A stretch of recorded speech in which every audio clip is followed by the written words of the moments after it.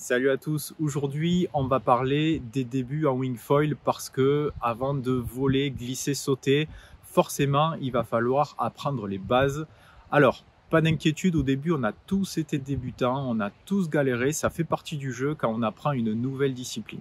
Avant de décrire les deux options que tu as pour apprendre le wingfoil, on va maintenant essayer de voir ce qu'est le wingfoil. Le wingfoil est un sport nautique qui se pratique soit en mer, soit sur plan d'eau intérieur. Au niveau du matériel, on va avoir une voile à structure gonflable. Cette voile est hyper légère et on va la tenir directement dans les mains. Cette voile va nous procurer de la vitesse et cette vitesse va être transmise à la planche et au foil qui est fixé sous cette planche. Cette vitesse va nous permettre de décoller et de naviguer au-dessus de l'eau tout en glisse. Le wingfoil a l'avantage d'être hyper facile à transporter, hyper facile à monter avant d'aller à l'eau. En quelques minutes, tu prépares ton matériel. Une fois que tu es à l'eau, les sensations de glisse sont hyper agréables et les risques sont assez limités. Si tu es motivé, que tu as une bonne condition physique et que tu sais nager, il n'y a pas forcément de limite d'âge pour commencer le wingfoil. Tu vas pouvoir éventuellement apprendre seul. Le problème, c'est que cette option-là n'est pas la plus facile parce qu'il va falloir que tu trouves du matériel adapté, en location, en prêt ou en achat.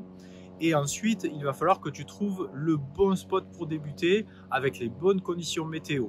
Il ne faudra pas prendre de risques à sortir dans des endroits ou avec des conditions qui ne seront pas adaptées à l'apprentissage. Cette méthode d'apprentissage seul, je la conseille surtout pour les gens qui ont déjà fait de la planche à voile ou du kite. Ils connaissent le milieu, ils connaissent les météos et donc c'est beaucoup plus facile et ça limite les galères quand on est tout seul. La deuxième option pour apprendre le wingfoil, c'est de se tourner vers une école de wing. Ici, l'avantage, c'est que c'est un véritable accélérateur pour ton apprentissage. L'enseignant va sélectionner le matériel, le spot et la météo pour te permettre d'optimiser le temps passé dans l'eau et d'apprendre le plus vite possible à faire tes premiers vols. Alors les cours de wingfoil, c'est quelque chose que je n'ai pas connu, j'ai appris tout seul dans mon coin. La meilleure façon de t'en parler, c'est de t'amener avec moi dans un cours de wing. Pour ça, j'ai contacté une école qui est dans mon secteur. Wingfoil 66, c'est l'école de Steve Guerrier. Steve a accepté que je le suive pendant une de ses séances. On va partager ça ensemble. Bienvenue à Canet-en-Roussillon. C'est le spot choisi par Steve pour le cours de ce matin. Le meilleur des réveils musculaires, gonflage de wing et pilotage sur le sable. Steve décrit le spot et les conditions de vent, force et orientation. Outre le vol, l'objectif du jour sera de naviguer avec la tramontane, un vent side-off typique de la région. Les VH sont branchés, ce sera le lien entre les riders et le bateau.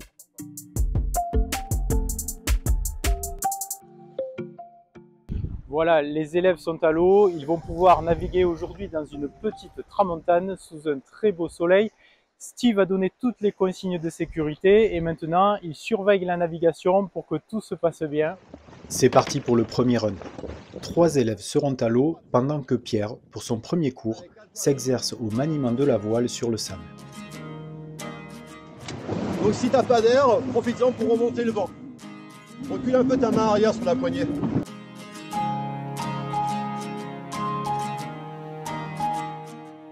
Tu le remets à 10 cm de clapot, ça marche plus. Hein, après, ce qui est génial, c'est que tu les mets en condition voilà, sur la mer. Quoi. Ça change de tout. Quoi.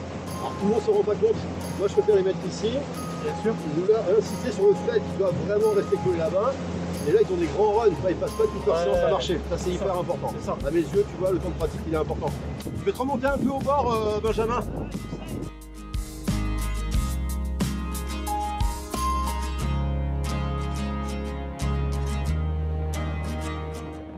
Ça me pousse avec toi. Moi, j'ai pas l'habitude avec les vagues. Ah, avec la. Ouais. Alors, l'idée, c'est de rester plus près possible de la plage. Hein, et si tu restes près de la plage, tu auras de moins en moins de clapots et de moins en moins de haut. Sinon, franchement, il était bien là. Vachement de clapots. C'est ce que je viens de dire à Benjamin, les gars. Regarde. Tu mets un peu trop d'angle dans ton foil. Et voilà, remets ton foil le plus à plat pour qu'il puisse avancer. Et pour pas qu'il sorte.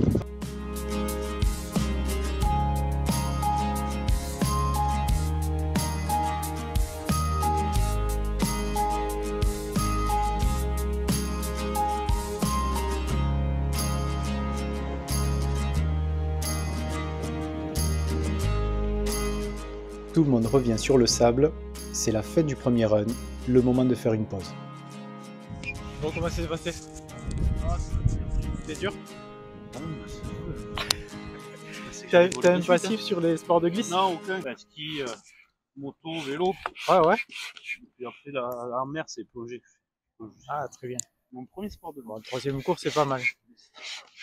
Après, ce qui est pas facile, c'est que tu as passé la digue, là, tu as le plan d'eau qui est un petit peu plus clapoteux et tout, donc pour l'équilibre, c'est beaucoup plus compliqué, quoi.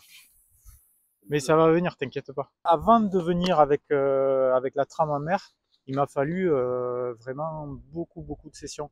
Je suis allé beaucoup à l'étang et tout. Et après, pour pouvoir se lancer dans des conditions comme ça, il faut que tu sois sûr de rentrer au bord et de pas trop marcher. Ouais, génial, hein. Ah, moi je fais du stand-up et du kite. Et du kite.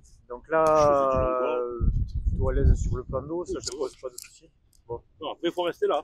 Ouais, dès que tu passes la digue, là, après c'est plus compliqué. En fait, dès que tu te mets au large, c'est plus du tout les mêmes conditions. Donc il faut vraiment rester, faut essayer de rester vraiment dans la ligne là d'eau. On la voit, hein, toute façon, elle est bien dessinée. Hein. Tu t'es fait quelques vols ce matin là? Là, j'ai amorcé un vol. Un vol. J'ai amorcé un vol. Donc objectif prochain run, il faut que ça vole. Là, il faut ça va voler. Que je parte à Cerbère. Il faut que j'aille jusqu'à Cerbère, hein, en tambouine. Et c'est ton troisième cours aussi? Ouais, mais moi j'en ai fait, j'ai mon matos et tout. Ici, j'ai jamais fait en mer. En mer, c'est la première fois. Donc là, c'est les conditions idéales. Les vagues, j'ai pas l'habitude, du coup, je me suis ouais. trop éloigné là-bas. T'as passé. Bah ouais, quand je vous regarde là, c'est les conditions idéales. Déjà, vous avez les bons conseils, le matos, tout est prêt, machin, ils vous larguent directement en mer, Oui, ce qui est un gros avantage. Déjà, commencez par ça, gérer vos allures, gérer vos déplacements. Le vent, alors le vent, c'est sûr que près du bord, il était un peu plus rafaleux, au large. Au moins, le plan d'eau, il est clean. Super important pour l'équilibre, pour la prise de vitesse et pour l'enclenchement des feuilles. C'est vrai que c'est le retour de tout le monde. Hein. Moi, tous les trois, vous m'avez dit la même chose en arrivant. Ah, ça bouge. Ouais, c'est vrai que ça bouge au large. C'est la fin de la pause. Allez, gars, Et après ce dernier briefing pour rappeler les objectifs du jour, tous les élèves repartent à il faut que la séance elle soit active toutes les 3 heures. Il ne faut pas qu'il y ait d'attente, à moins quand il veut faire une pause. Hein. Mais sinon, il faut vraiment que tu sois actif. Et c'est pour ça que j'aime bien la formule bateau. Parce que toutefois, il n'y a pas de phase où il marche pour une demi-heure pour se replacer. Ça, sur une séance, tu peux faire marcher les mecs pendant 1h30, c'est impossible. Remonter au vent. Allez, ramène le nez de ta planche en dehors de ta voile à droite.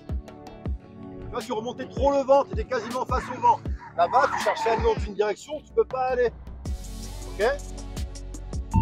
Bravo Philippe, c'était bien là. Belle prise de vitesse, une mise en vol qui est progressive, progressivement. Ça me va bien, super ça. Top, bravo. Jamais les dents dures. Ouais. Vas-y, fais-moi voir pourquoi du coup tu n'arrives pas. Il y a environ 30, 40 degrés, 45 degrés où on peut pas aller avec une planche à foil. Ok? Donc là, si tu sens que tu t'arrêtes, c'est que tu remontes trop le vent. Ça veut dire que toi, tu vas aller là. Eh ben, c'est pas possible aujourd'hui. Peut-être que le maximum de remontée au vent, il est là. De toute façon, dès que tu sens que tu n'avances plus, c'est que tu remontes trop le vent. Là, tu peux encore y aller un peu plus à droite. Emmène tes genoux vers voilà ici. Pas plus que ça. Allez, maintenant tu tiens ton cadre. Ah mais non, il faut tenir ce cadre. Des fois, c'est qu'il y a des baisses de vent. Ouais, je sais bien, c'est pas comme ça. Il y a des baisses de vent, il y a un peu moins d'appui dans l'aile, il y a un peu moins de sensation. Il faut quand même tenir ce cadre. Ah, il y a un côté psychologue au niveau aussi. Il faut savoir les dire, hein, ce qu'il faut, il y a un petit courage. Bien sûr.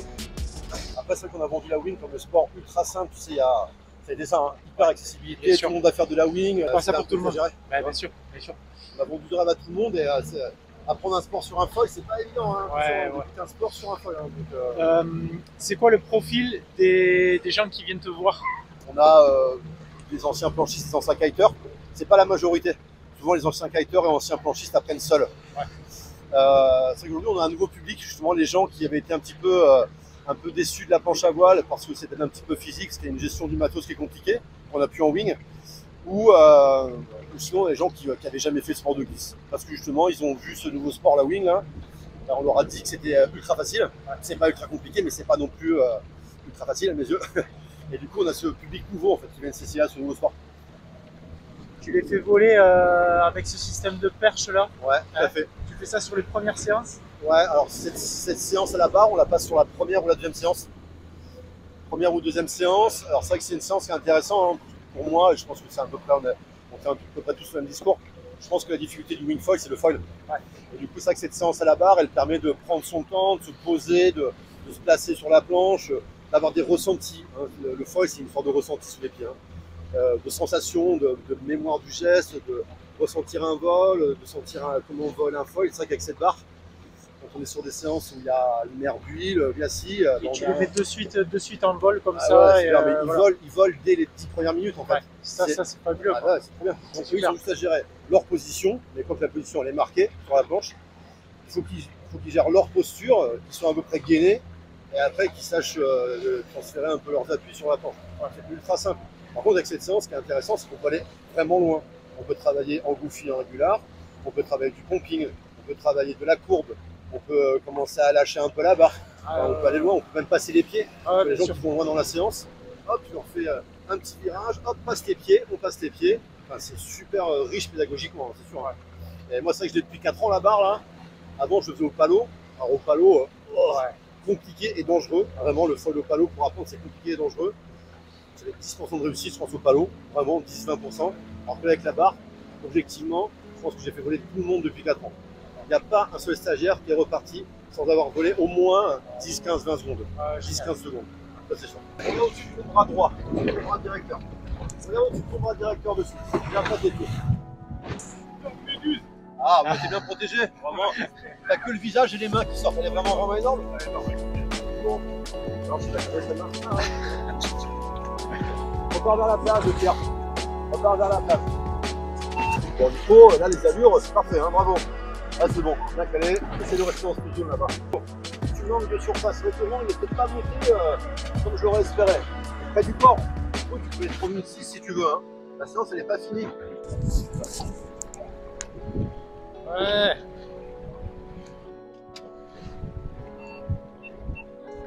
Bon Benjamin, c'est un petit enclenchement. Hein, c'est court. Et là il y a un petit enclenchement. Moi il y a un peu de vitesse. Pas mal. Allez vas-y repars. Bah, t'arrives dans le Cap-Horn, hein, ça bouge un peu. Hein. Allez, pousse fort sur ta jambe gauche, regarde devant toi. Regarde devant toi. Voilà, regarde devant toi, regarde devant toi. Regarde ta tête. Ah, bon, il y a eu un petit enclenchement qui est pas mal là quand même là. Ça va, elle est pas facile à bosser. Hein. Mais bon, c'est le vent que tu vas avoir. C'est le vent que tu vas te confronter, c'est la trame, tu vois. Donc ouais, cette trame elle est compliquée, c'est vrai. Elle bouge en direction et en force.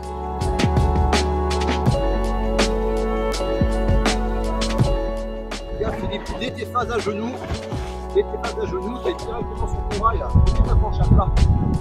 T'es pas souple ou t'es fatigué? Je suis fatigué. Ah. Reste assis tranquille sur ta planche. Respire, tout va bien. Et en tout cas, tu es bien resté là sur la zone, c'est bien là. Donc là, on peut naviguer en trame, ça fait. Je vais au moins le voir avec le genou avant levé, c'est très bien. Bon. Reste concentré sur ton pilotage. Positionne-toi bien sur ta planche, pilote-toi bien ton aile. C'est pas hein. Main avant toujours un peu plus haute que la main, regarde. Détendu sur pas crispé sur les poignets, c'est pareil. L'aile, il faut qu'elle vole, pas verrouillée. Combien de temps il faut à peu près en moyenne à tes élèves pour voler et pour être autonome? Pour voler, ça se passe entre 2 et 4 séances à peu près. C'est très rare que les gens volent dès la première séance. Objectivement, il y a quand même pas mal de choses à voir avant. Piloter, se déplacer, se mettre debout, il y a aussi une notion d'équilibre qui n'est pas évidente à avoir. Hein. C'est rare que les gens volent vraiment dès la première séance. Souvent, ça enclenche fin de première séance, deuxième séance. Et pour avoir des vols qui commencent à être stables, il faut 3 séances. Non, le schéma classique, moi je pose 2 stages, j'ai un stage découvert pour 3 séances. Donc 2 séances de wing, 1 séance à la barre, ou alors un stage plus long sur 5 séances. Après, il y a quelques personnes qui, au bout de 5 séances, n'y arrivent pas. Hein. Ouais. Ah oui, bien sûr. Il faut pas non plus se leurrer, attention, hein. Il y a des gens qui rejoignent beaucoup plus. Quoi. Là, c'est les gens qui n'ont pas de compétences acquises, donc c'est les gens qui ne viennent pas de sport du vent, c'est les gens qui ne viennent pas de sport nautique, c'est les gens qui n'ont jamais vraiment glissé sur des planches directionnelles. Ouais, et physiquement, qui n'ont pas forcément de gainage, ouais, exactement. Des gens qui sédentaires, tu vois, ouais, c'est plus compliqué. Dans l'eau. Ouais. Tu as beaucoup de choses à gérer là. Beaucoup de choses, quoi. Ouais. Et quand on a ce genre de profil, un stagiaire un peu plus vieux, pas forcément sportif, qui ne s'est jamais vraiment mis à l'eau, là le stage 5 séances, des fois il ne suffit pas. Hein. Bien sûr. C'est pas et c'est là où ton rôle il est super important parce que tu dois Rassurer, motiver, donner des conseils. C'est voilà. Après, ce qui est cool avec la wing, contrairement à d'autres sports, moi j'ai 13 ans d'enseignement du kite derrière. En kite, on ne peut pas lâcher les stagiaires trop rapidement. En kite, il faut qu'il y ait un niveau minimum avant de leur dire ok, tu es autonome, maintenant tu veux partir, prendre du matos. En wing, c'est une autre vision d'enseignement. En wing, quand ils ont fait leurs 3 séances, ils peuvent se dire ok, même si je ne vole pas forcément, Je prends le matos, je prends du matos, je vais continuer à bosser un petit peu j'ai seul. les bases. Et quand je vais bloquer, peut-être sur le maintien du vol ou sur un jibe, après je vais venir refaire un cours. Mais c'est vrai qu'il n'y a plus cette notion de danger qu'on avait sur le kite pendant très longtemps. On ne pouvait pas lâcher les stagiaires rapidement. Moi aujourd'hui en wing, ça m'arrive souvent de dire à des gens ok, là on a fait le stage découvert, il faut que tu pilotes bien, tu te déplaces bien, tu ne te mets pas en danger. Fais tes armes. Ouais. Travaille maintenant, travaille un petit peu seul. Je te recolle un petit peu. Ouais, allez, je te recolle une dernière fois encore.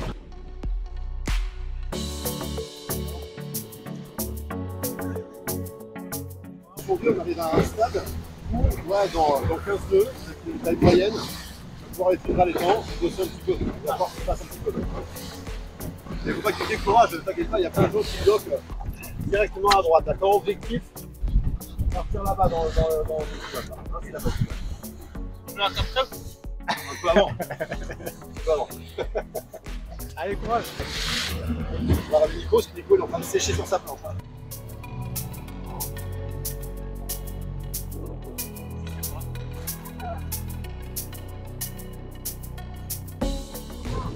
Ça décrasse. Ah, c'est bien, dimanche matin. Ah, c'est clair. Ouais. Avant d'aller faire un apéro. Ah, c'est bien tracé. Allez Pierre, on y va, jambe gauche devant là. On attend encore d'être dans le capot, là dans la houle, on y va. Allez, on peut la serre de strap. Allez, vas-y. Allez, maintenant là.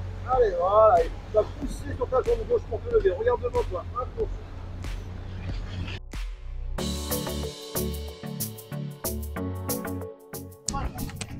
Ah, ça montait un peu le vent, on a pris un cran, ouais. Tu devrais t'envoler facilement. Allez, on y va, jambe droite.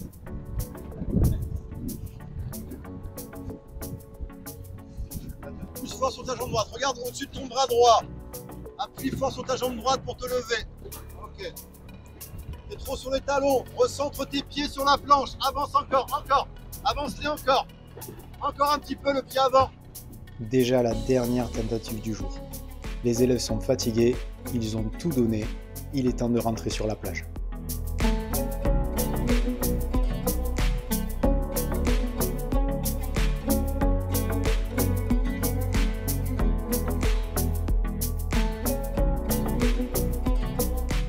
Je tiens à remercier Pierre, Philippe, Benjamin et Nicolas pour leur bonne humeur et avoir accepté ma caméra pendant ce cours.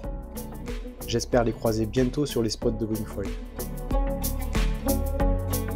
Et je remercie bien évidemment Steve pour son accueil, son professionnalisme et pour m'avoir montré ce qu'était un cours de Wingfoil. Voilà, j'espère que tu as pu découvrir ce qu'était un cours de wing. Personnellement, j'ai été agréablement surpris par le contenu qui était proposé aux élèves. Alors, quelle est la meilleure des méthodes, en solo ou en école? Finalement, peut-être ce qu'il y a de mieux à faire, c'est de faire un mix des deux. Commencer par l'école pour avoir les bons conseils au niveau du matériel, des spots et de la météo, puis se procurer du matos, aller naviguer le plus possible, galérer un petit peu à l'eau, et si on a des problèmes dans sa progression, retourner vers l'école pour avoir quelques clés pour réussir. Voilà, j'espère que cette vidéo a pu t'aider et a pu répondre à quelques questions que tu te poses sur les débuts en wingfoil. Je suis persuadé que tu pourras trouver un lieu de pratique proche de chez toi ou proche d'un futur lieu de vacances. N'hésite pas à me poser toutes les questions qui te passent par la tête, je me ferai un plaisir d'y répondre. Si je peux encore te dire un dernier truc, c'est que le wingfoil c'est un sport fabuleux. Tu te souviendras de tes premiers vols comme on se souvient d'une première vague qu'on prend en surf. N'hésite pas, il faut que tu essayes ça. À bientôt, ciao ciao.